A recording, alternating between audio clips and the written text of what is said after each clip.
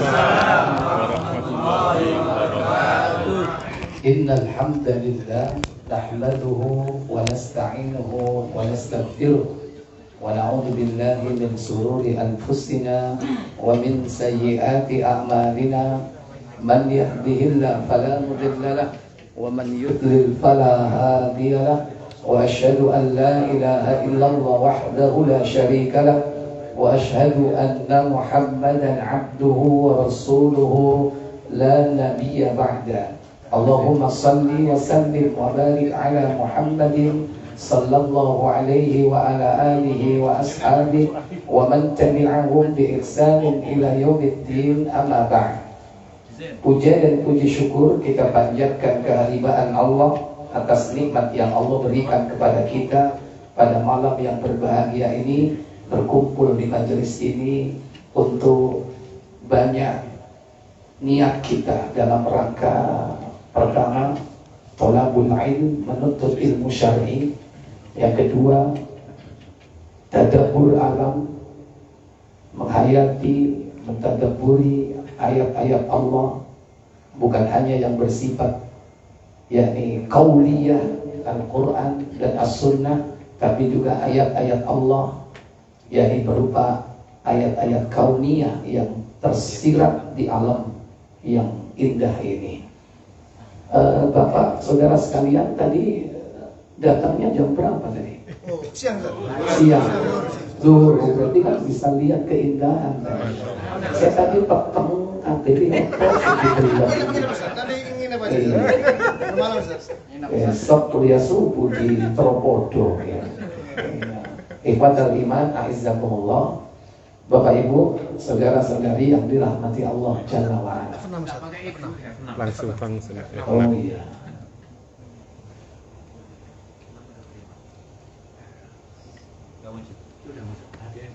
Baik, kita akan membahas tentang sebuah tema. Anda akan ditanya.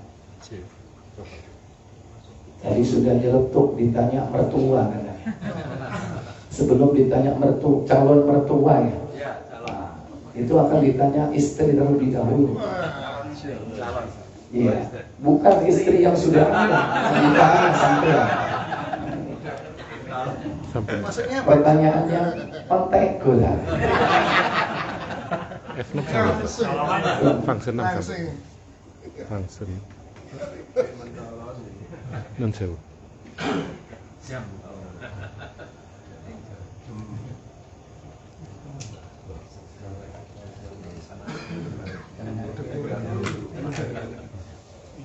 Baik, sambil disiapkan. Jadi kita akan ditanya dalam beberapa dimensi. Pertama, dimensi alamul barzakh. Yang kedua, dimensi alamul akhirah. Kalau di dunia banyak pertanyaannya,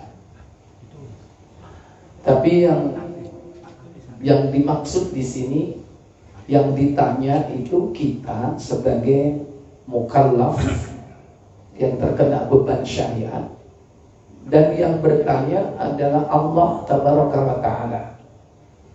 Bisa jadi Allah yang bertanya langsung itu ketika di alam akhirat.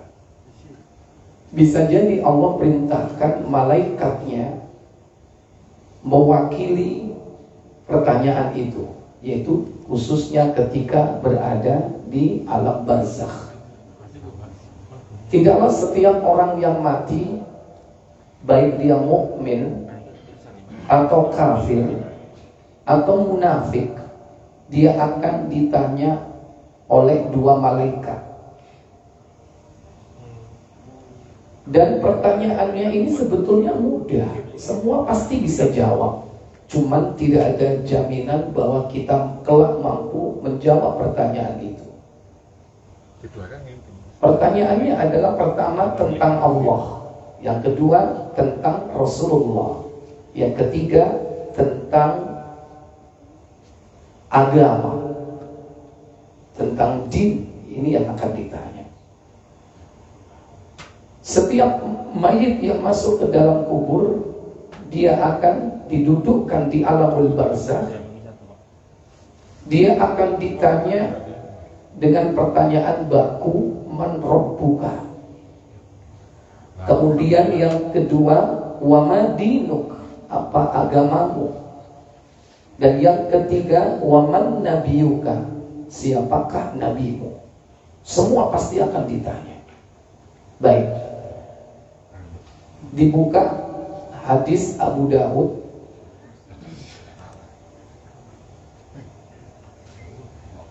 Ganggu. Jangan khawatir, kan sudah bawa timnya. Buka yang versi digital Abu Dawud 4753. Boleh dikasih mic udah ya? Baik.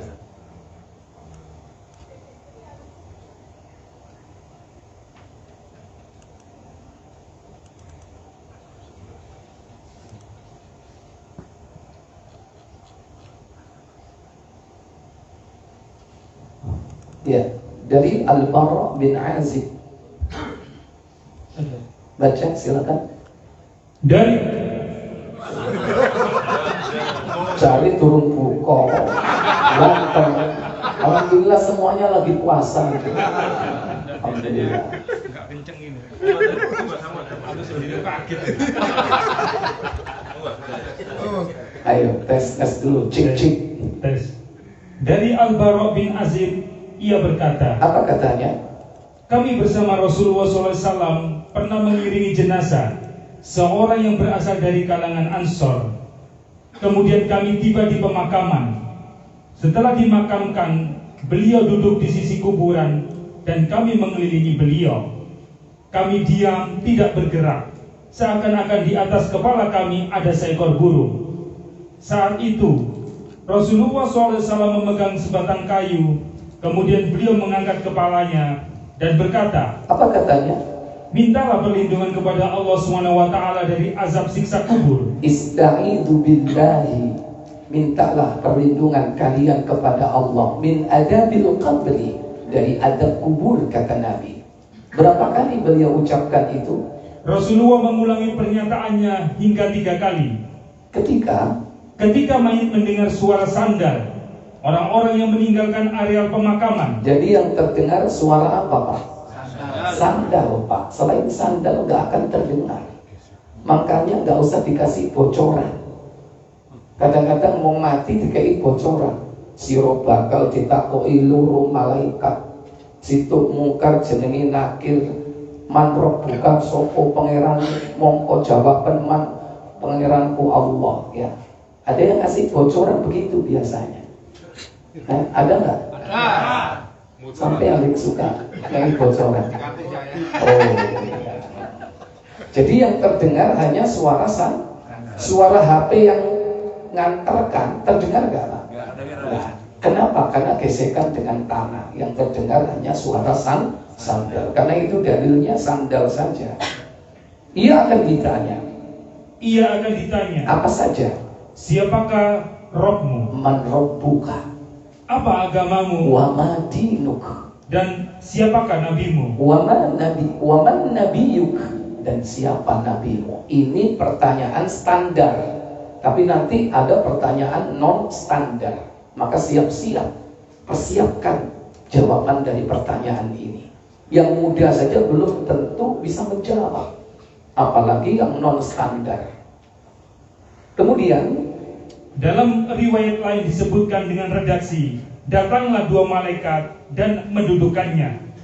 Kemudian keduanya bertanya, siapakah Robmu? Ia menjawab, apa jawabnya? Robku adalah Allah. Rabbi Allah, Robku adalah Allah. Ini yang jawab bukan IQ-nya, bukan akalnya, tapi iman dan takwanya yang menjawab. Sejenius apapun, sepandai apapun, dia tidak akan mampu menjawab kalau tidak beriman dan bertakwa kepada Allah. Kemudian keduanya bertanya lagi, apa agamamu? Ia menjawab, agamaku Islam. Dinil Islam, agamaku adalah Islam.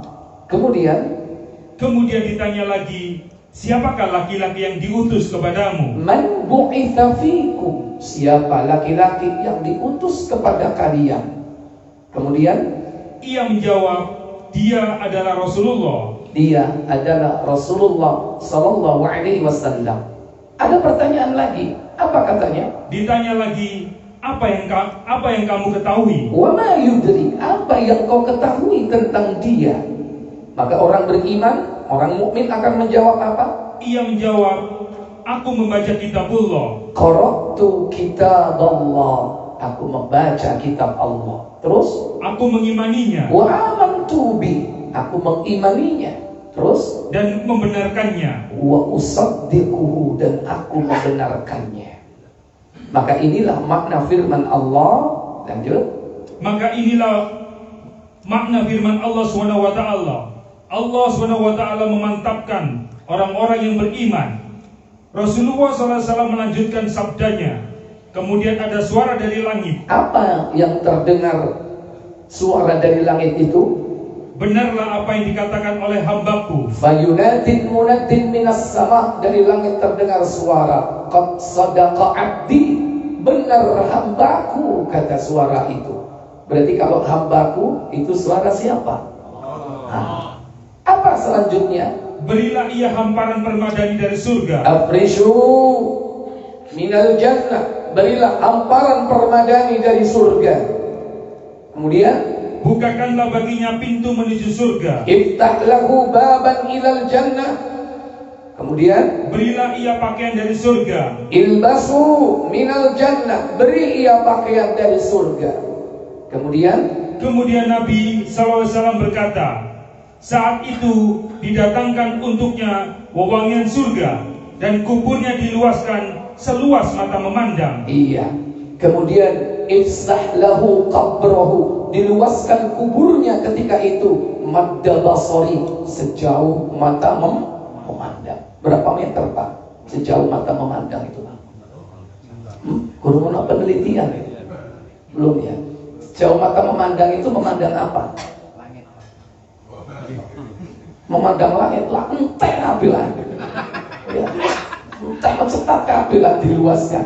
Sejauh mata memandang itu memandang sesama manusia. Ketika manusia berjalan di tanah lapang, terus melaku, seketok, terus, hilang, mandek, diukur. Nah, sejauh itulah. Belum pernah diteliti ya? Nah, cobaan menit. Nanti ngukurnya ya.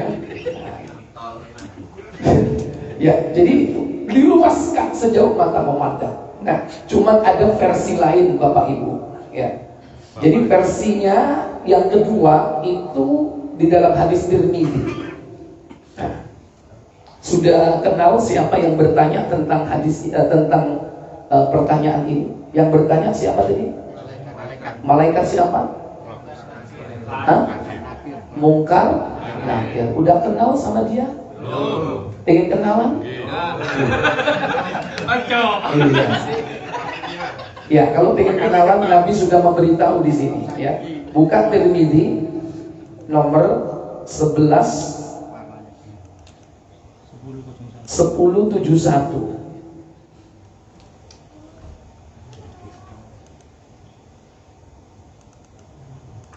Baik, silakan. Dari Abu Hurairah radhiyallahu anhu, ia berkata, Apa katanya? Rasulullah SAW bersabda, Apa sabda beliau sallallahu alaihi wasallam? apabila mayit telah dikuburkan, atau beliau bersabda, salah satu di antaramu dikuburkan, maka datanglah dua malaikat yang hitam dan biru. Ini dia. Datanglah dua malaikat yang hitam dan biru. Aswadani azraqani, hitam dan biru. Ada yang menerangkan aswadani azraqani itu hitam kebiru-biruan. Ya kok kira-kira ditekani wong kelirin pireng biru, serem nggak? Serem. Itulah mungkar nakir. Kalau ini bukan mungkar nakir ini. Mungkin. Ya, itu serem banget itu mungkar nakir. Salah satunya bernama Mungkar dan yang kedua Nakir. Terus kedua malaikat itu berkata, apa yang kamu katakan tentang lelaki ini? Apa jawabnya?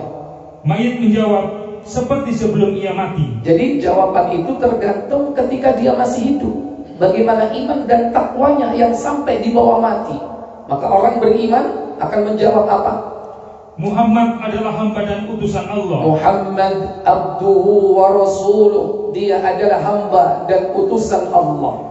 Kemudian dia mengucapkan dua kalimat syahadat. Apa katanya? Aku bersaksi bahwa tiada zat yang berhak diibadahi selain Allah, dan Muhammad adalah hamba dan utusannya. Kemudian kedua malaikat itu berkata lagi, kami tahu engkau akan berkata begitu. Kemudian diluaskanlah kuburannya, lebar dan panjangnya 70 hasta. Iya, ternyata di sini disebutkan yakni lebar dan panjangnya sama. Berarti bentuknya apa? Segi empat atau bujur persegi, ya, bujur sangkar. Berapa? Yakni sejauh 70 hasta. 1 hasta setengah meter. 70 hasta 35 meter. Bertentangan nggak dengan yang tadi? Sejauh mata memandang dengan 35 meter. Tidak bertentangan. Ini menunjukkan apa? Limit, batas minimal 35 meter, maksimal sejauh mata memandang. Ya tergantung iman dan takwanya. 35 meter aja wis lumayan ya. Sampai ini sok gelimbang-gelimbung di situ ya kan. Serta wa yunawwiru binurin, serta diterangi cahaya. Kemudian diucapkan kepadanya apa? Lalu diucapkan kepadanya, tidurlah. Tidurlah, kata malaikat itu. Ternyata salah satu nikmat kubur itu orang disuruh apa, Pak? Tidur. Ya. Ternyata disuruh tidur. Saya tanya, tidur ini apa, Pak? Istirahat. Biasanya orang istirahat itu karena apa, Pak? Capek. Orang hidup di dunia capek nggak, Pak? Kita ini capek ibadah nggak? Ibadah capek nggak? Capek ibadah itu, Pak. Kalau ada yang mengatakan saya nggak capek, itu yang berbicara imannya. Jadi opak enak turu as-sholatu khairum minan naum. Kayak turu mau ya. Capek. Nggak lama zuhur sholat, nggak lama lagi asar, nggak lama lagi maghrib. Ini ono perjalanan safari lah koyo ngene iki seneng jamaah ya. Jamaah ayo kosor bisa. Tapi tetap saja capek. Makanya kenapa ada sholat kosor? Kenapa? Karena Nabi SAW pernah mengatakan as-safaru qit'atun minal adab. Safar, perjalanan itu separuh siksa. Makanya nek wong seneng lecet, itu seneng disiksa. Ya. Tapi ya menikmati. Sehingga apa? Yang 4 rakaat cukup, sholatnya berapa? 2, diberi keringanan. Itu safar. Tapi ya seneng ngelencer ya. Tapi jangan alibi ya kan, mensiasati supaya apa?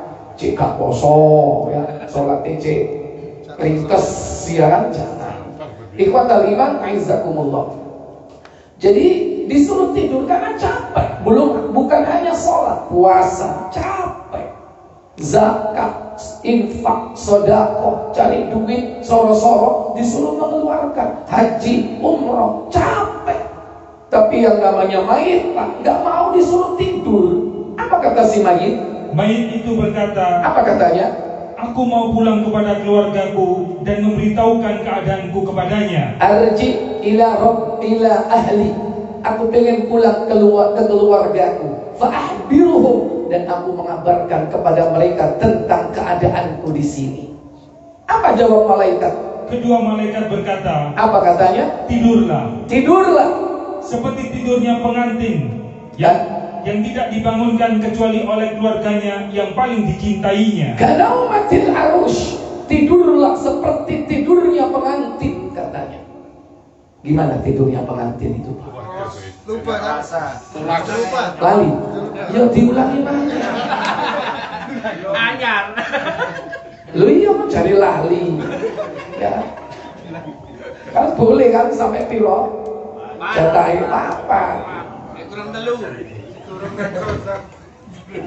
Opoi turun teko. Terus bolak-balik rimari ini nang arep omang. Ya. Jadi ternyata orang yang mati dapat nikmat dalam kuburnya itu pengen pulang, tapi diberi kesempatan nggak sama malaikat? Tidak diberi kesempatan sama sekali.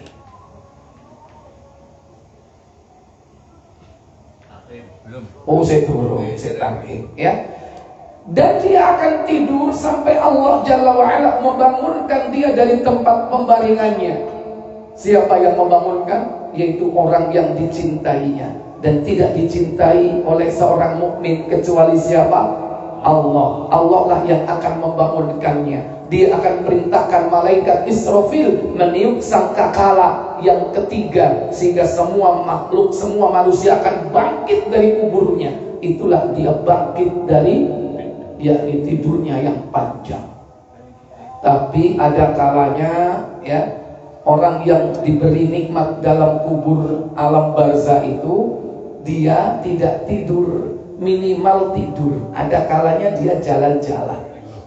Siapa yang jalan-jalan? Ruhnya para syuhada itu jalan-jalan di surga. Itulah keutamaan orang yang mati syahid. Ruhnya ditempatkan di dalam perut burung hijau. Kemudian burung itu tiap pagi terbang memakan buah-buah surga. Setiap sore dia hinggap di pelita-pelita di bawah arsy.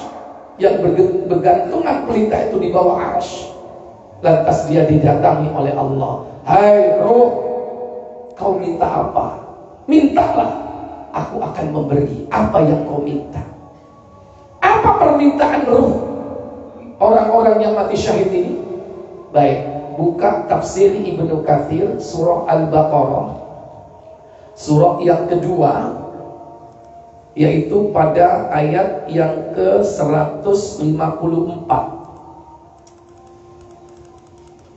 Allah Jalla Jalaluhu berfirman dalam ayat tersebut, "Wala taqulu liman yuqtalu fi sabilillahi amwat bal ahya'u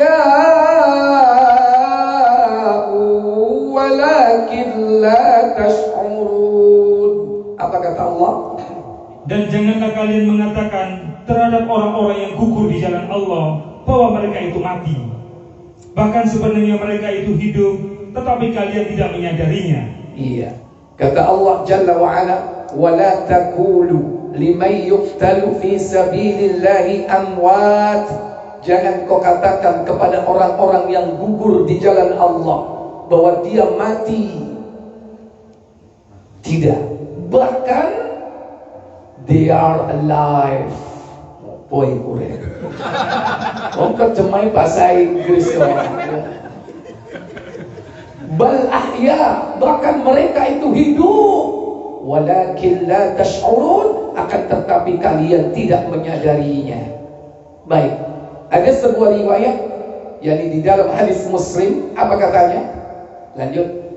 Melalui ayat ini Allah SWT memberitahukan bahwa orang-orang yang mati syahid di alam barzahnya dalam keadaan hidup, mereka diberi rezeki oleh Allah, seperti yang disebutkan dalam hadis sahih riwayat Muslim, bahwa arwah para syuhada itu berada di dalam perut burung-burung hijau yang terbang di dalam surga kemana saja yang mereka kehendaki. Karena tidak punya casing. Jasad orang yang mati syahid itu di mana? Di bumi, di alam dunia. Dia sudah tinggalkan alam itu. Karena cuma ruh doang, maka dia butuh casing, dipinjami oleh Allah, dimasukkan ke perut burung-burung hijau. Dan itu hanya ada di surga burung itu. Nek maklum sing ijo kan cili. Ya, apa jenenge iku? Sak pasang. Labet ya kan? Ini burung-burung hijau, kita nggak tahu besarnya burung itu. Kemudian burung-burung itu hinggap di lentera-lentera yang bergantung di bawah ars. Kemudian Rabbku menjenguk mereka. Dalam sekali jenguknya, dia berfirman, "Apakah yang kalian inginkan?" Mereka menjawab, "Wahai Rabb kami, apalagi yang kami inginkan, sedangkan Engkau telah memberi kami segala sesuatu yang belum pernah engkau berikan kepada seorang pun di antara makhlukmu. Kemudian Allah mengulangi hal itu terhadap mereka, manakala mereka didesak terus didesak, didedes, ayo jaluk Allah, pakai itu jaluk Allah, kalau bahasa kita begitu. Akhirnya dia terpaksa meminta satu permintaan. Apa permintaannya? Dan tidak ada jalan lain kecuali mengemukakan permintaannya. Akhirnya mereka berkata, kami menginginkan agar engkau mengembalikan kami ke dalam kehidupan di dunia, lalu kami akan berperang lagi di jalanmu hingga kami gugur lagi karena membela engkau. Iya. Kenapa dia melakukan itu? Karena, lanjut, mengingat mereka telah merasakan pahala dari mati syahid yang tak terperikan itu. Iya, pahala mati syahid itu luar biasa, Pak. Sampai dia pengen mati yang kesekian kalinya, pengen balik ke dunia untuk berjihad, berjuang, gugur lagi. Kira-kira diperkenankan nggak sama Allah? Halo? Tidak. Apa kata Allah Jalla wa'ala? Maka Allah berfirman, sesungguhnya aku telah memastikan bahwa mereka tidak dapat kembali lagi ke dunia sesudah mereka mati. Iya, jadi manusia siapapun kalau sudah mati, orang paling mulia sekalipun, termasuk para syuhada yang nikmatnya luar biasa, diberikan oleh Allah Jalla wa'ala keutamaan, dan bahkan dia minta untuk kembali, tidak diperkenankan. Oleh karena itu gak ada ruh itu pulang ke bumi, pulang ke dunia, gak ada. Makanya gak usah dinteni. Lah pemonteni malam Jumat, malam Jumat kliwon, iki mbahmu mau mulai kayak kopi ya. Bareng didelok, iya Mas, kopine kawon. Karo nek panas iku mulai adem ka mesti kalau belum bangun ngombe, nggak ada. Ruh itu pulang ke bumi nggak ada, balik ke dunia nggak ada. Siapapun dia, ruh para syuhada sekalipun. Ini orang yang mendapatkan nikmat kubur. Nah, sekarang yang kedua, orang masuk ke dalam kubur itu, ya, mukmin. Yang kedua itu kafir. Yang ketiga munafik. Jadi dibagi tiga, mukmin, kafir, munafik. Sekarang bagaimana ruh orang kafir ketika ditanya tentang tiga perkara itu? Kembali ke Abu Dawud 4753. Kemudian Rasulullah SAW menjelaskan lagi. Ada ya? Gak jelas ini, sing dimeloki. Cara wir sinen Pak Yakut terus lili. Baik, lanjutkan sebentar ya. Silakan. Kemudian Rasulullah menjelaskan lagi. Jika seorang yang kafir meninggal dunia, maka ruhnya akan dikembalikan kepada jasadnya. Saat itu datanglah dua malaikat dan mendudukkannya. Keduanya bertanya, apa katanya? Siapa rohmu? Marrabbuka. Iku durung apa-apa iku. Sing aku iku betul sing asli. Sing asli iku koyo bledek ya.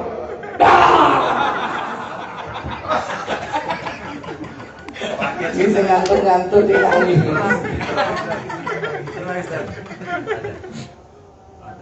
Ada ya, kita break dulu Pak sampai azan selesai. Makan sih Pak.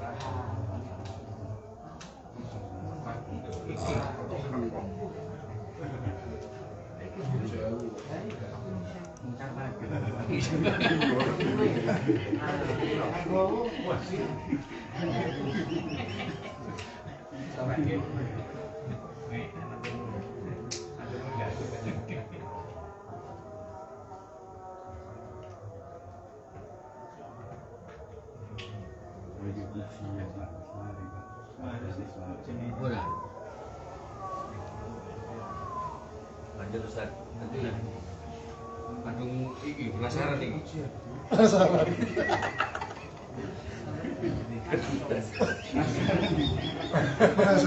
Cambuk.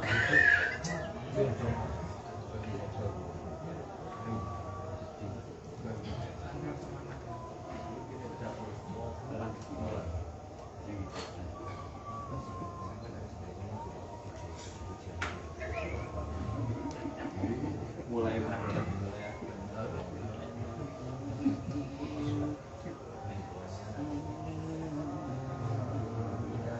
Udah ujian itu ya? ya, sudah. Baik, kita lanjutkan dari pertanyaan Man Rabbuka?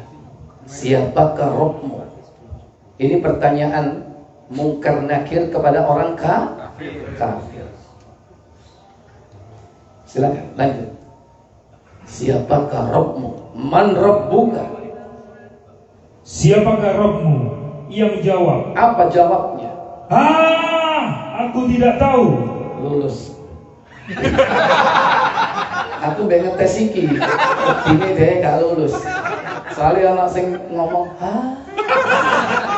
apa nek ping telu gak gitu. Jadi dia itu teriak 3 kali. Orang kafir kalau ditanya dalam kubur, dia itu teriak kenceng, keras, dan itu diucapkan keteriakannya 3 kali. Baru ditutup, la adri, aku tidak tahu. Kalau bahasa kita, emboh. Ya. Dia bahasa Arab ya. La adri. Memang Allah tetapkan dia bisa bahasa itu. Kemudian kedua malaikat bertanya lagi, apa agamamu? wa madinu. Ia menjawab, aku tidak tahu. lulus audisi. Terus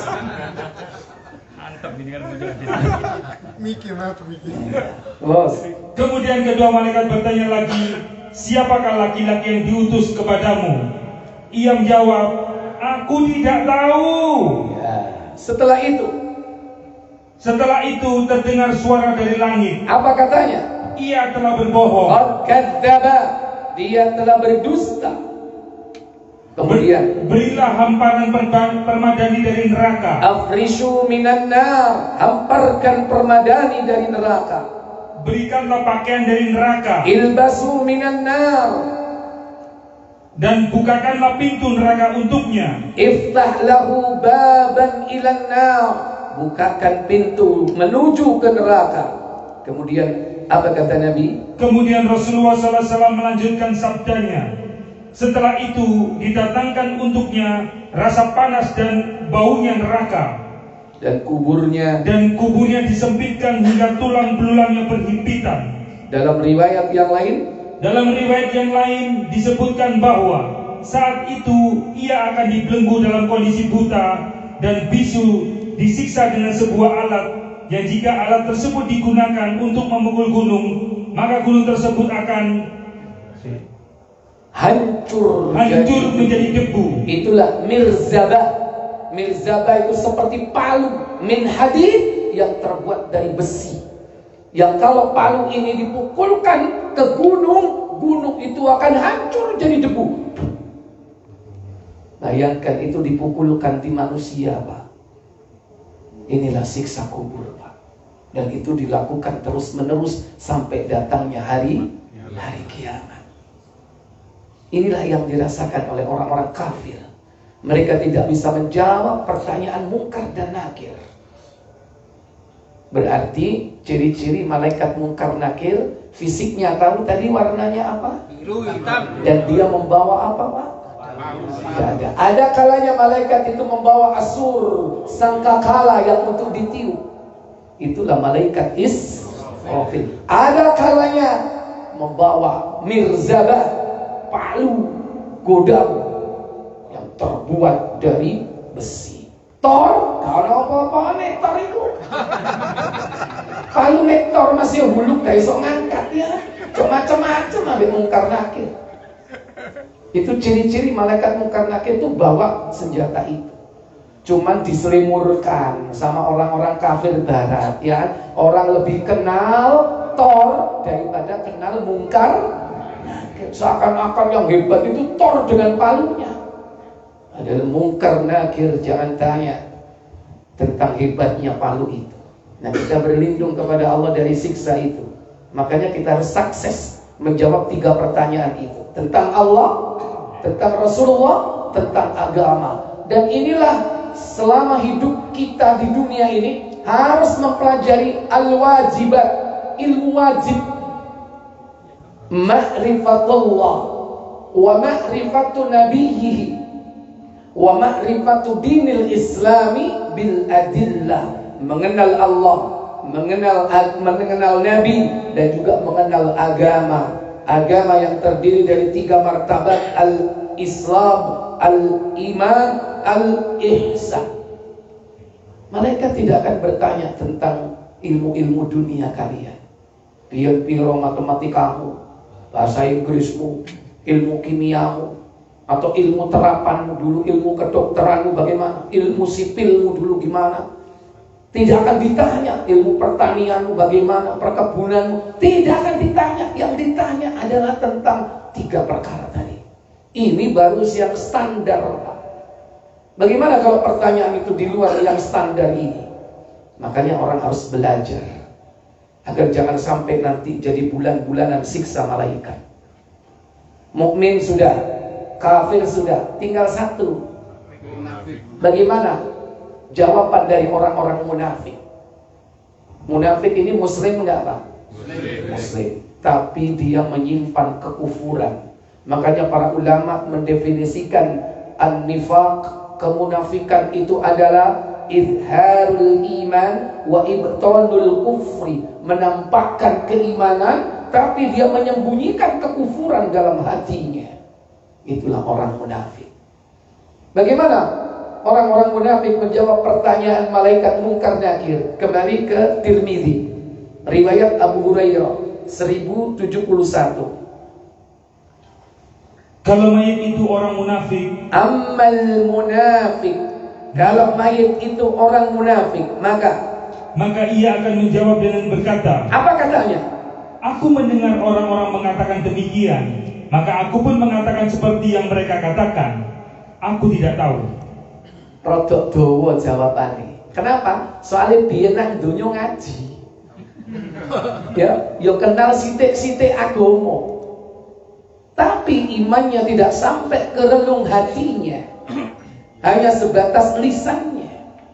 Makanya dia pintar jawab. Ketika ditanya, "Man rabbuka?" Siapa Rabbmu?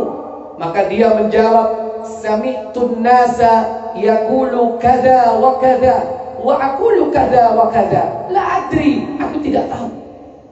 Tuh. Saya hanya mengatakan apa yang dikatakan orang. Orang mengatakan begini, aku mengatakan begini. Orang mengatakan begitu, aku mengatakan begitu. Jadi orang ini tidak punya pendirian. Hidupnya hanya apa?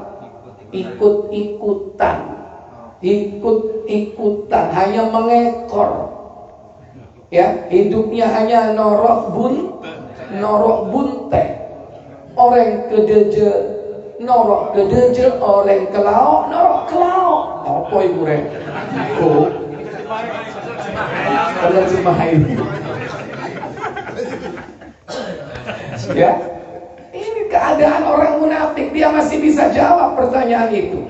Tapi karena dia digolongkan oleh orang kafir, apa yang diperoleh dia? Kedua malaikat itu berkata, aku tahu kamu akan menjawab seperti itu. Lalu dikatakan kepada bumi, jepitlah dia. Maka bumi menjepitnya sehingga tulang rusuknya remuk, dan ia terlebes-lebes dalam siksa tersebut sampai Allah membangunkannya dari tempat siksanya itu. Berarti siksa kubur itu selama-lamanya, maksudnya sampai hari kiamat atau tidak? Sampai hari kiamat. Makanya orang-orang yang disiksa di alam kubur itu butuh doa orang yang hidup. Makanya ziarah kuburlah, berdoa untuk mereka, sekaligus dalam rangka dzikrul maut. Kalau tidak ziarah kubur, doakan dia di mana saja kita berada, di masjid nyampe, di rumah nyampe, dimanapun kita berada, jangan lupa berdoa bagi mereka. Khususnya kalau kita lewat mana? Kuburan. Atau kalau untuk orang tua kita, nggak harus di kuburannya, dimanapun bisa. Setelah sholat ucapkan doa, Allahumma gfirli wali walidayya warhamhuma kama rabbayani shaghira. Nah, dengan doa itu maka akan diringankan siksanya. Diringankan sampai akhirnya dosanya habis, maka bisa jadi dia akan mendapatkan nikmat kubur. Maka jangan lupa selalu mendoakan kedua orang tua kita, baik dia masih hidup, apalagi dia sudah meninggal. Doakan mereka. Boleh dengan kalimat Allahumma gfir lahu warhamhu, atau Allahumma gfir laha warhamha, atau doakan dengan bahasa kita. Ya Allah, panjenengan ngapura dosa-dosa ne bapak kula ya Allah. Biar ya Allah bapak kula suka ngentet ya Allah. Ya, misalnya begitu. Anak yang soleh, kalau dia mendoakan ikhlas, maka Allah akan meringankan siksanya. Ya, jadi ini contoh pertanyaan di alam barzah, dan ini kita akan lalui. Dan yang kedua, setelah hari kiamat, manusia akan pindah ke alam akhirat. Di alam akhirat, apakah selesai? Belum. Manusia akan tetap diminta pertanggungjawaban oleh Allah Jalla wa'ala. Pertama, yang ditanya tentang sholat, karena setiap manusia akan ditanya pertama kali di hari kiamat tentang sholat. Baca Tirmidzi 413.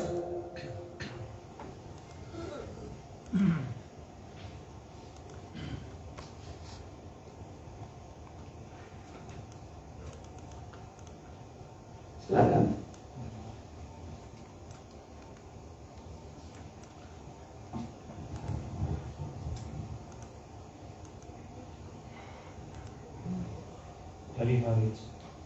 Ya, Ali bin Nasr bin Ali Al-Jahdani. Ali bin Nasr bin Ali Al-Jahdani menceritakan kepada kami, Sahal bin Hamad memberitahukan kepada kami, Hamam memberitahukan kepada kami dari Al-Hasan, dari Haris bin Qabisa. Ia berkata, apa kata dia? Aku datang ke kota Madinah sambil berdoa, Ya Allah, mudahkanlah bagiku untuk berteman dengan orang yang soleh. Iya, semestinya doa kita juga begitu. Ya Allah, mudahkan aku berteman dengan orang yang soleh. Teman itu pengaruhnya besar kan? Besar. Kumpul be wong meso, gak suwe sampean ahli meso. Ya, titik-titik titik makau ahli nanti. Hati-hati. Makanya cari teman yang baik, yang saleh. Ia berkata lagi, lalu aku berteman dengan Abu Hurairah. Maka aku berkata, sesungguhnya aku telah meminta kepada Allah untuk diberi rezeki berupa teman yang soleh. Ternyata teman yang soleh itu rizki. Wis pensiun, duwe evolusi titik apa tambah titik tambah kurang. Tapi setelah pensiun, banyak waktu bergaul di masjid, kepethuk wong-wong soleh, masih belajar trikul kul huwallahu ahad. Aku birabbil falaq kul. Birabbil nas, tapi ditambahi kul yang keempat, berarti for kul ya ayyuhal kafirun. Tapi teman kita soleh. yang dibaca, yang dimurojaah Al-Qur'an timbangane gombol gak kena, sing dirungokno, sing diucapno nek gak keong racun kok sing garong. Tapi gak usum saiki ya. Gak usum apa saiki rek? Kasih. Sampai sing weru. Baik. Yang dengan hadis itu lanjut, yang mau menceritakan kepadaku suatu hadis yang ia dengar dari Rasulullah SAW, yang dengan hadis itu Allah akan memberikan manfaat kepadaku. Abu Hurairah berkata, apa kata Abu Hurairah? Aku mendengar Rasulullah SAW bersabda. Apa sabda beliau? Sesungguhnya yang pertama kali dihisab pada hari kiamat dari amalan manusia adalah sholatnya. Ya, awwalu ma yuhasabu bihil abdu yaumal qiyamati as-salah. Amal pertama yang akan dihisab, ditanya oleh Allah Jalla wa'ala kelak pada hari kiamat tentang sholat. Dalam riwayat yang lain, in saluhat, jika sholatnya baik, saluha sairu amali, maka amal yang lain dianggap baik. Jadi sholat itu barometer, tolok ukur untuk seluruh amal ibadah. Itu letaknya di sholat. Wa in fasadat, jika buruk sholatnya, fasada sairu amali, maka amal yang lain dianggap buruk. Tapi dalam versi ini, kalau sekiranya sholat yang wajib itu kurang, maka ada yang memenuhi dan melengkapi. Sholat apa itu? Sholat sunnah. Jika amalan sholatnya baik, maka ia orang yang bahagia dan beruntung. Tetapi jika amalan sholatnya rusak, maka ia termasuk orang yang rugi dan tidak beruntung. Jika terdapat kekurangan sedikit dari sholat fardunya, maka Allah berfirman, lihatlah, hai para malaikat, apakah hambaku mengerjakan sholat sunnah untuk menyempurnakan sholat fardunya? Maka dilihatlah sholat tahajudnya, dilihatlah sholat duhanya, dilihatlah sholat tahiyatul masjidnya, dilihatlah sunnah rawatibnya, qabliyah dan ba'diyahnya. Sunnah-sunnahnya dilihat. Untuk apa? Menyempurnakan sholat fardunya. Mungkin fardune sering telat, masih gak ketinggalan jamaah, kadang masbuk, ya kan? Itu kurang. Atau kadang sholat seiling dunyo, itu kekurangan. Maka lihat sholat sunnahnya. Ada kalanya dia sholat khusyuk, terutama sholat khusyuk di malam hari, ketika dia sholat tahajud, itu untuk menutup kekurangan sholat fardunya. Kemudian jika hambaku mengerjakan sholat sunnah, maka sholat sunnah itu untuk menyempurnakan sholat fardunya yang kurang. Kemudian seluruh amalnya diperlakukan seperti itu. Begitulah seluruh amalnya akan diperlakukan. Jika yang wajib kurang, dilihat yang sunnah. Jika zakatnya kurang, dilihat sodakohnya. Jika wajib hajinya kurang, mungkin dilihat umrohnya yang sunnah. Ikhwatal iman, ini yang pertama ditanya. Yang kedua, manusia akan ditanya di hadapan Allah sebelum kaki kita melangkah bergeser. Di hadapan Allah akan ditanya 5 perkara. Apa 5 perkara itu? Maka siapkan jawabannya dari sekarang, mulai saat ini. Baca Tirmidzi 2416.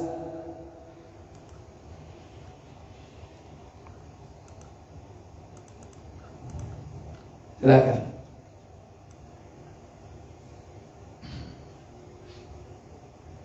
Humaid bin Mas'adah menceritakan kepada kami, Husain bin Umair, Abu Nisan menceritakan kepada kami, Husain bin Qais Ar-Rahabi menceritakan kepada kami, Atok bin Abu Rabah menceritakan kepada kami, dari Ibnu Umar, dari Ibnu Mas'ud, dari Rasulullah SAW, beliau bersabda. Apa sabda beliau SAW?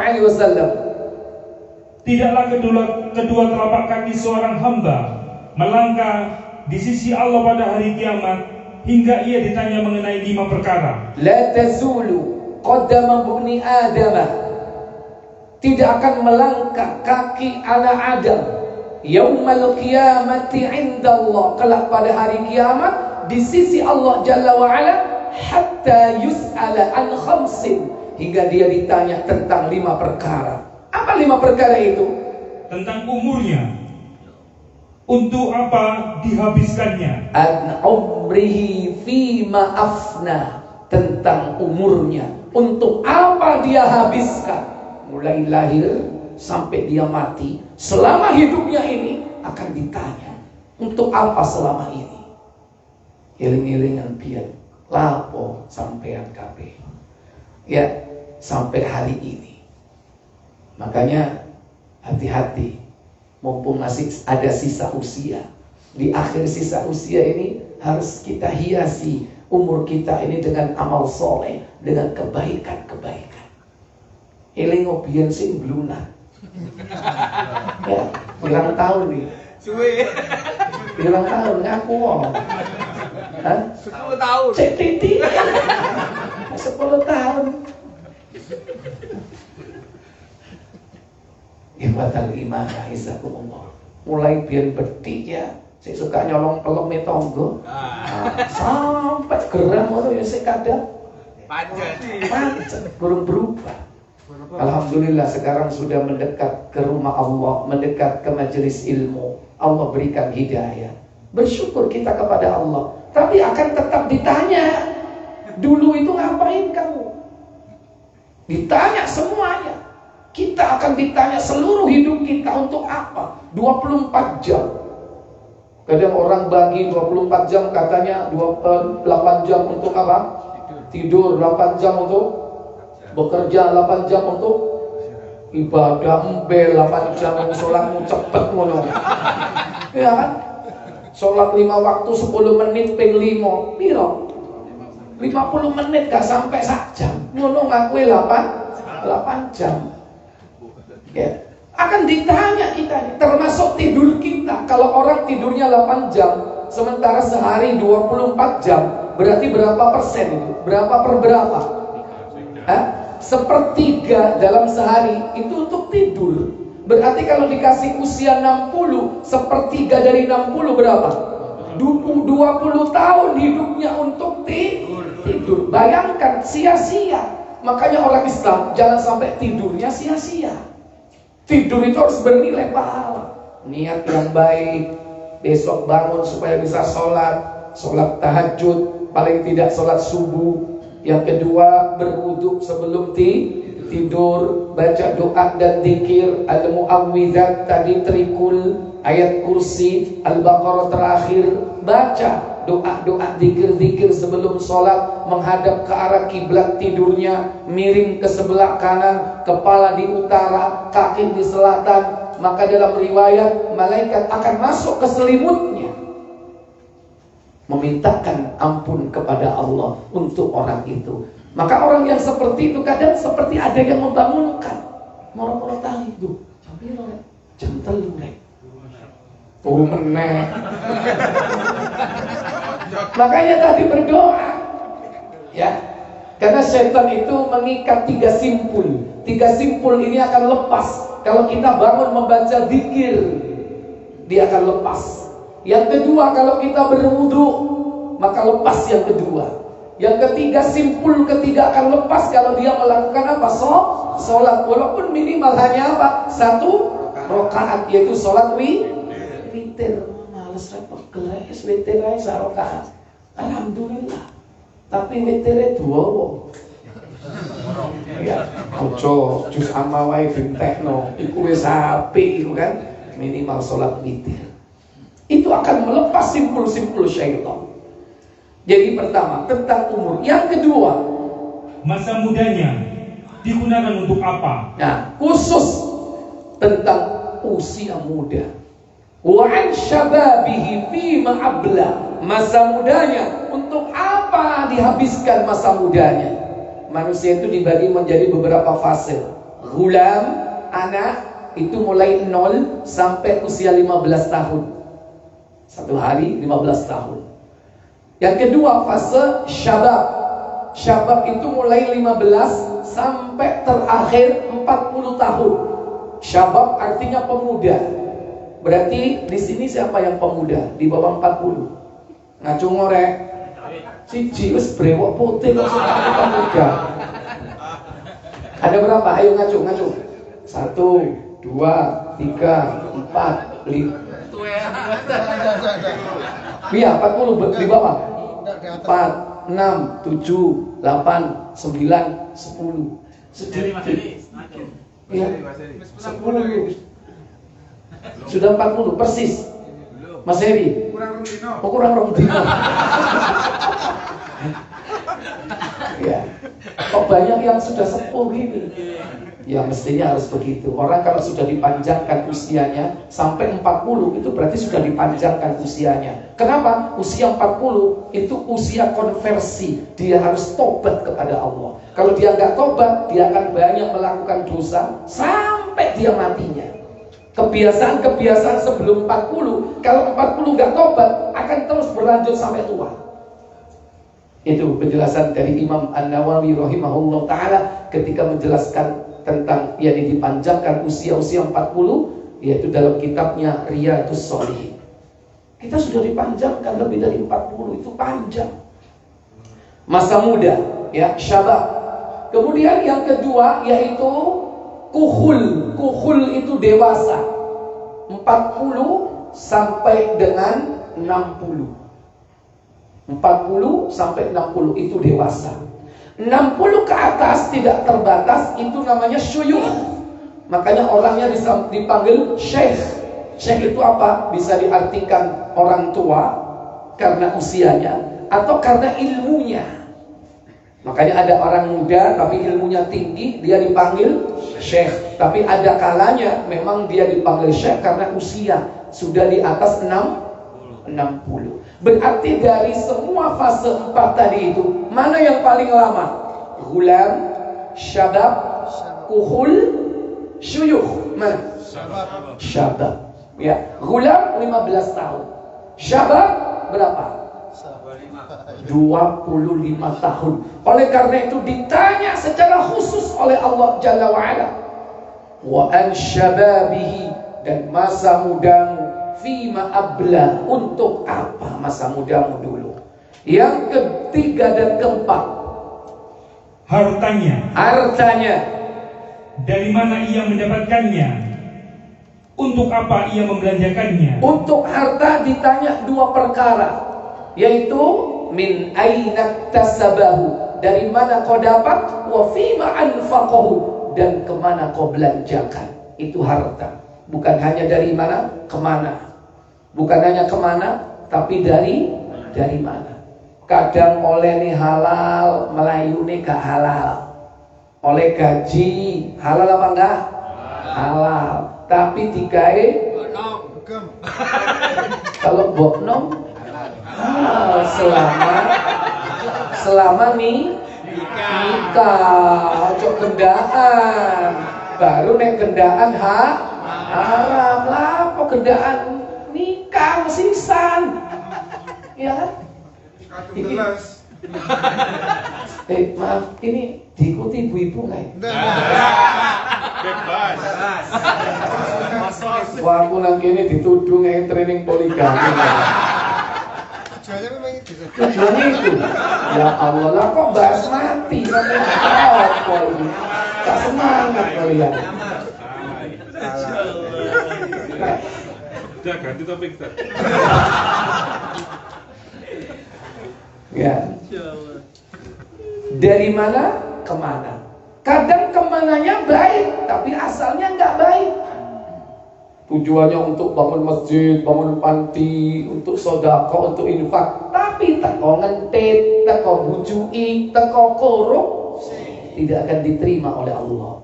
Dan yang kelima, tentang apa pertanyaan itu? Ilmu. Wa ma amila fima alima, yaitu dan apa yang telah ia amalkan dari apa yang dia ketahui dari ilmunya. Iya, apa yang telah dia amalkan dari ilmu yang sudah dia ketahui. Jadi kalau kita sudah punya ilmu, ngaji rono rene, wajib diamalkan ilmunya. Jangan menunggu nanti. Engko ae nek wis mari haji.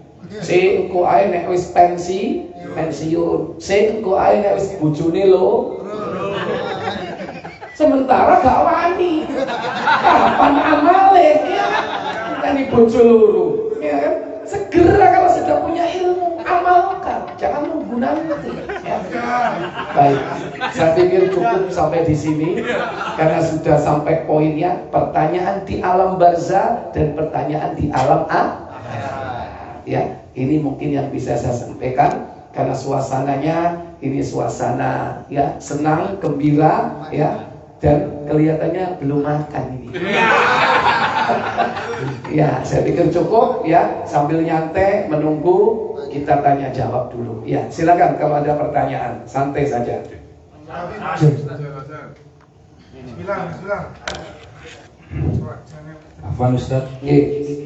Assalamualaikum. Bagaimana jika seseorang terlihat sangat khusyuk sholatnya, sangat menjaga waktunya, terus sholat sunnahnya juga banyak, sholat malam, sholat duha dan sebagainya, namun dia hatinya punya kepahaman khawarij. Jazakallahu khairan. Iya. Pemahaman khawarij ini termasuk menyimpang ya. Termasuk pemahaman radikal. Ya, termasuk Islam garis keras. Dulu terjadi di zaman sahabat, yaitu munculnya di zaman sahabat Ali bin Abi Thalib.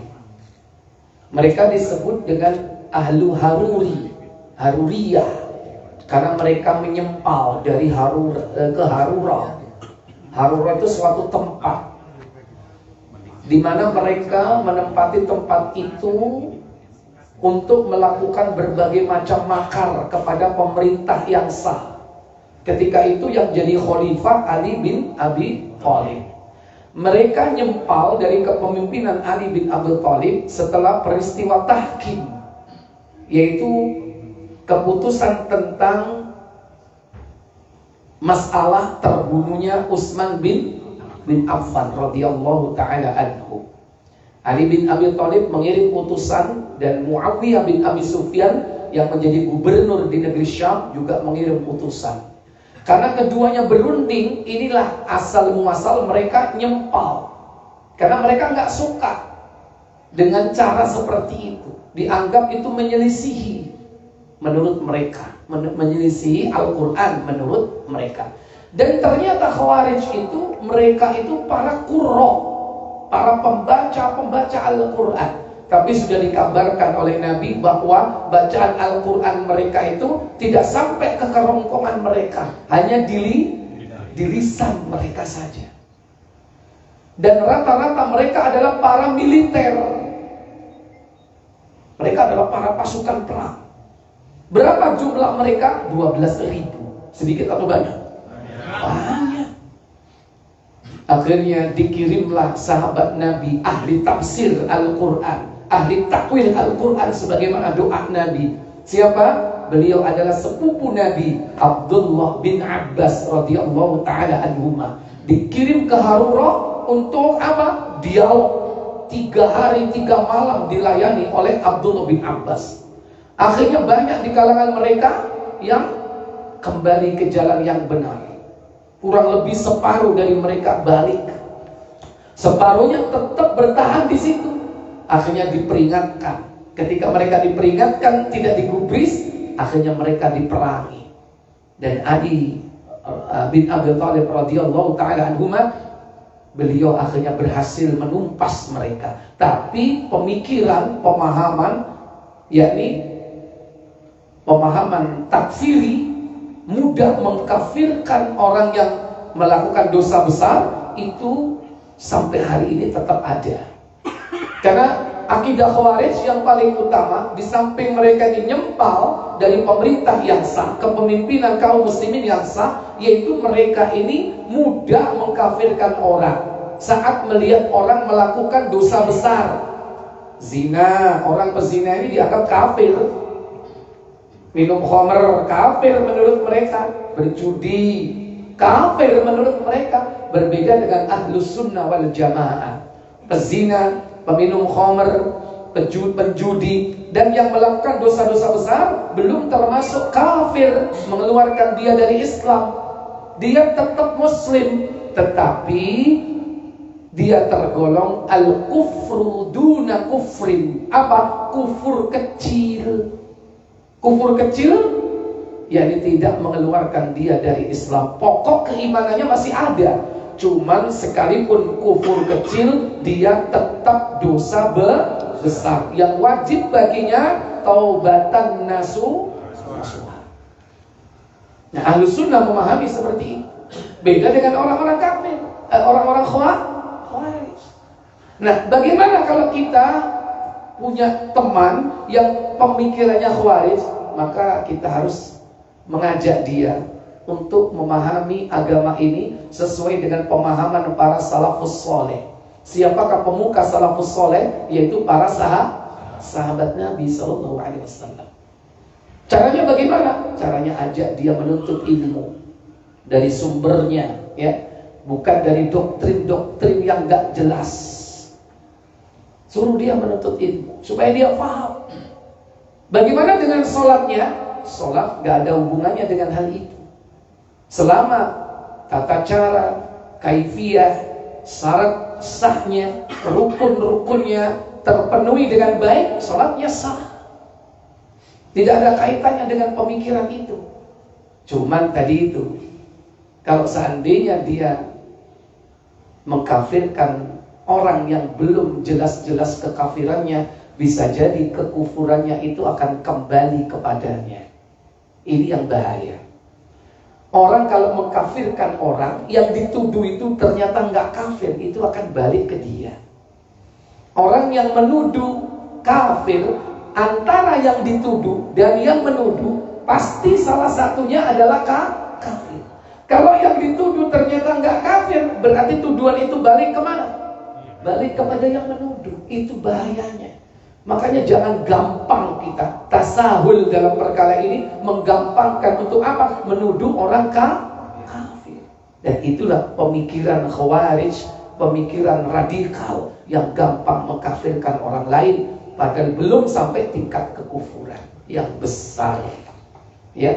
Jadi kalau ada teman seperti itu jangan dijauhi. Ya, diajak dia dialog kalau mampu, kalau tidak diajak kita bersama menuntut ilmu dengan benar. Dan seperti ini masih banyak ya. Di negeri kita aja banyak. Baik, wallahu a'lam. Baik. Itu yang dibuat. Papan. Ya, silakan. Ayo. Terima kasih atas waktunya. Tadi ada salah satu pertanyaan ketika di akhirat digunakan apa masa mudamu. Nah, apabila kita di masa muda memang kita agak menyimpang dari agama dan agak atau nemen kok ngomongin agak ya wis gak apa-apa ya. Terus nanti ketika kita menginjak di umur 40 ke atas, kita sudah tahu batan nasuha, kalau kita kembali lagi ke cara yang benar, itu apakah yang dulu itu diperhitungkan atau secara otomatis hilang atau seperti apa?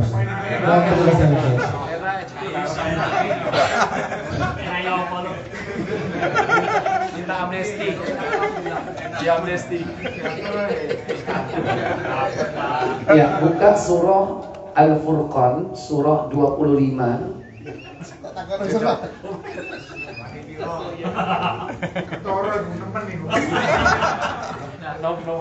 Ayat 68 sampai dengan 70. وَالَّذِينَ لَا يَدْعُونَ مَعَ اللَّهِ إِلَٰهًا آخَرَ وَلَا يَقْتُلُونَ النَّاسَ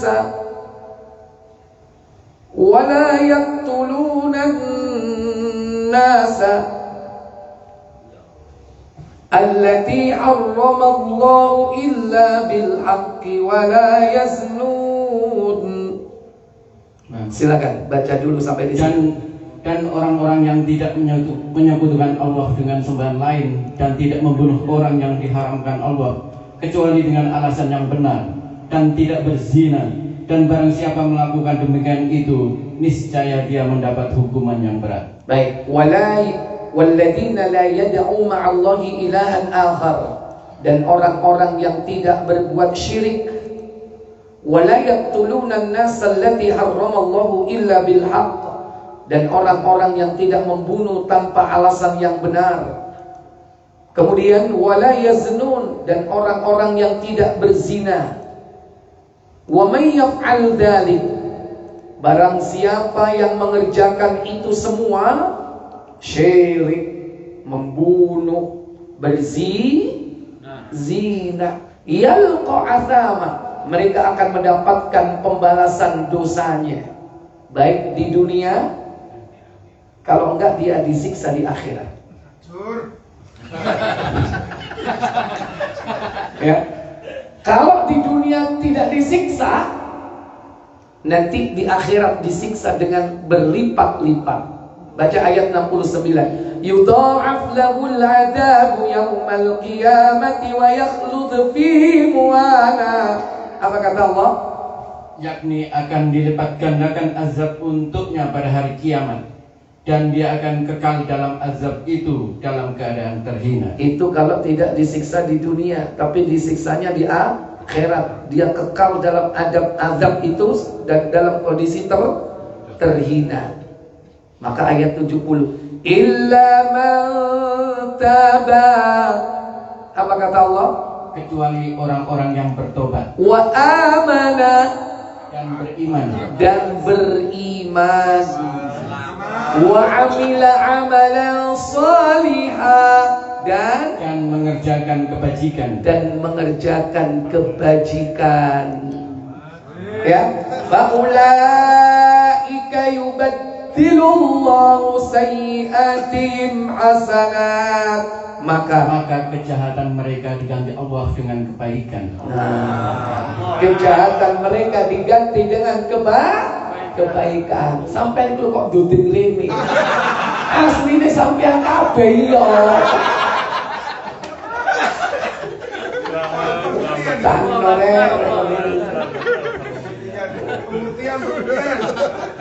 Wa kana Allahu ghafurar rahima. Apa katanya? Allah Maha Pengampun, Maha Penyayang. Jadi di sini ada 3. Illa man taba, kecuali orang yang tobat. Tobat yang bagaimana? Taubatan nasuha. Tobat yang bagaimana? Sebenar-benarnya taubat. Kata Allah dalam surah At-Tahrim, surah 66 ayat 8, ya ayyuhalladzina amanu tubu ilallahi taubatan nasuha. Apa kata Allah? Wahai orang-orang yang beriman, bertobatlah kepada Allah dengan bertobat yang semurni-murninya. Nasuha itu yang murni, sebenar-benarnya taubat. Di zaman sahabat ketika ayat ini turun, sahabat bingung, gak bisa memahami. Dicari, sopo yo nasuha iki. Dipikir jenenge wong. Lantas dijelaskan, taubat nasuha itu taubat yang sebenar-benarnya taubat, bukan taubatnya orang yang bernama nasuha. Gak nemu kau jenenge nasuha. Oh ternyata taubat yang benar-benar taubat. Bagaimana yang benar taubat? Pertama, an-nadam. Apa an-nadam? Menyesal.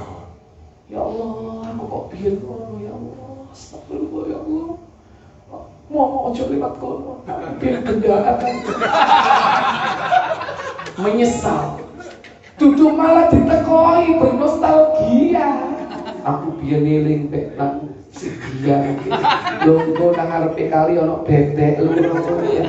Itu berarti belum menyesal. Berarti belum taubatan nasuha. An-nadam, menyesal. Yang kedua, bagaimana taubat nasuha? Dia banyak-banyak mohon ampun, istighfar kepada Allah. Istighfar.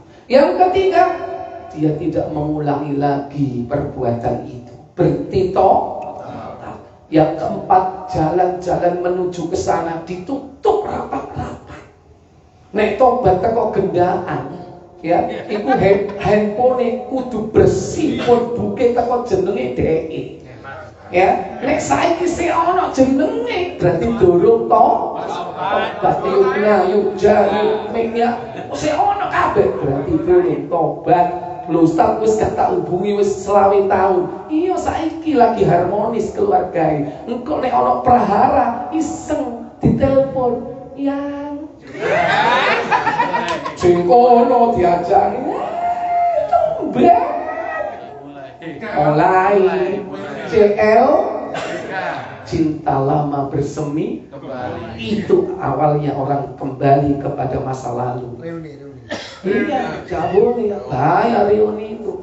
Karena ketemu konco-konco SMA itu, jangan sing belunat biar ya. Lanang wedok jiwat-jiwit coblak cablek saya itu wis gerang-gerang wis nang masjid tahsin Quran bisa. Betul bilangan sampai konco lawas sing Cipika.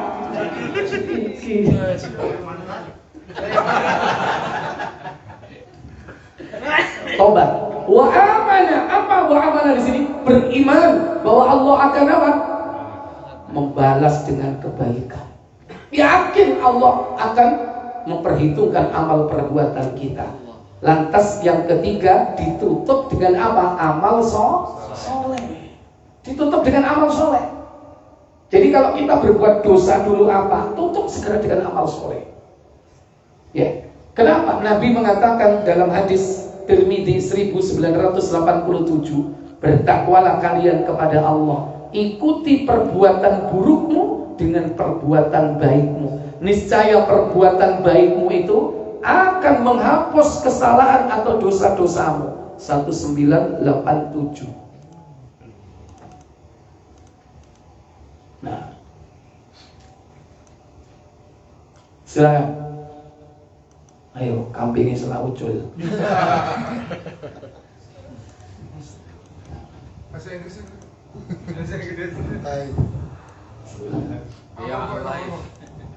Dari Abu Zar, ia berkata, apa katanya? Rasulullah SAW bersabda, Apa sabda beliau? kepadaku, bertakwalah engkau kepada Allah dimanapun engkau berada. Iya, ittaqillaha haitsuma kunta. Bertakwalah kalian kepada Allah di mana saja engkau berada, dan ikutilah perbuatan yang buruk dengan perbuatan yang baik. Ikuti perbuatan burukmu dengan perbuatan baikmu. Niscaya perbuatan yang baik itu akan menghapus perbuatan yang buruk. Niscaya perbuatan baikmu itu akan menghapus perbuatan burukmu. Biyen suka mesu, rajin mesu, sekarang tobat. Ikuti perbuatan buruk dengan perbuatan baik. Sekarang kebalikannya. Dulu rajin meso, sekarang apa rajin? Menang-menang istighfar, tasbih, tahmid, takbir. Biar hobi ngentet, lawannya ngentet. Sekarang rajin apa? Sodako, lawannya. Biar rajin gendaan, saya ini apa? Lawannya apa?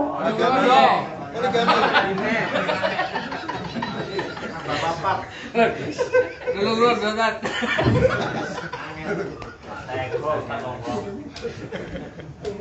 Boleh sing anaknya akeh. Ya. Apa kira-kira tadi? Kalau dulu Antuni anak yatim. Anak yatim rondo. Halus sekali ya. Halus. Tiba-tiba nyantuni anak yatim sak boe. Sedekah kasih sayang. Tapi yang penting dinikah, ya. Jadi kalau tadi gendaan itu kan mengumbar nafsu. Sekarang lawannya harus dikekang nafsunya, Pak. Asyam, puasa, tutur rabi maneh. Puasa diperbanyak, itu lawannya. Ya. Ikuti perbuatan burukmu dengan perbuatan baikmu, niscaya perbuatan baikmu akan menghapus perbuatan burukmu. Dan gaulilah, lanjut. Dan gaulilah manusia dengan budi pekerti yang baik. Iya. Wah, iya. Di sini disebutkan wa khuluq. Dan gaulilah manusia itu bi khuluqin hasanin, yaitu dengan budi pekerti yang baik. Ya, wallahu a'lam. Jadi begitu, Pak. Insya Allah dihapus kalau kita tobatnya Coba ini Nabi. Jadi balik di meneh. SMA baca SMP. Jadi balik. Baik, silakan. Wis langsung dirapel kabeh ya, langsung entek ya. Dari itu pertanyaan ini podo kan. Assalamualaikum Ustaz. Waalaikumsalam. Kami menanyakan yang tadi Ustaz terangkan, sebenarnya alam kubur itu apakah kuburan atau goib Ustaz? Apakah yang disebut seperti yang diterangkan tadi kuburan-kuburan yang ada di dunia ini? Terima kasih Ustaz. Iya, baik. Terus sebelahnya, enggak. Assalamualaikum warahmatullahi wabarakatuh. Waalaikumsalam warahmatullahi wabarakatuh. Ustaz, mohon maaf sebelumnya, mungkin pertanyaannya saya ini lain dari teman-teman saya. Saya ini setiap, mohon maaf ya, setiap sholat tahajud, mengapa saya ini menangis Ustaz? Mungkin ada doanya. Dan setiap saya ini kena tugas Bilal di masjid, juga menangis melihat jamaah itu banyak. Iya. Sebelum saya mengucapkan ya ma'asyiral muslimin, melihat para jamaah itu, hati saya itu, ya Allah, begini ganteng, kaya, mati semua. Kalau semuanya ini tidak beriman kepada Allah akan rugi. Tidak tahu, nangis lagi. Setelah itu alhamdulillah tidak nangis, saya lanjutkan ayat-ayat saya. Mungkin ada doanya agar saya biar tidak menangis.